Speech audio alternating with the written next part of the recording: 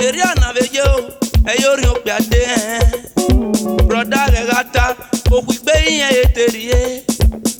Sokon Paris no, nyimi gbigbe marigba. Arien, nyime broda magba. Arien oh, broda rime nyimo ko. Sister rata, odigbe yen ete ome. Sokon Paris no, nyimi gbigbe marigba. Arien, nyime sister magba. Arien oh, sister rime nyimo do. Yo reni piame, wari dan me hinyeme.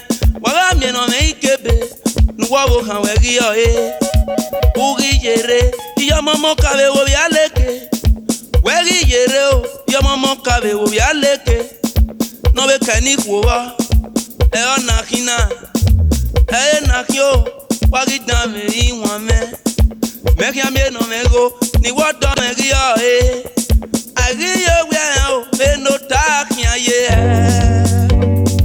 Odaipa me nyale lodo veo.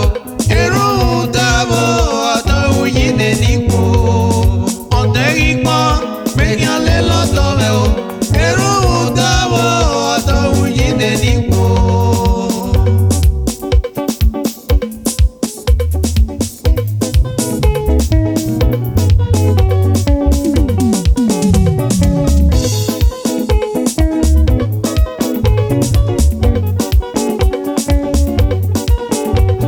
Amiri kuni me oto.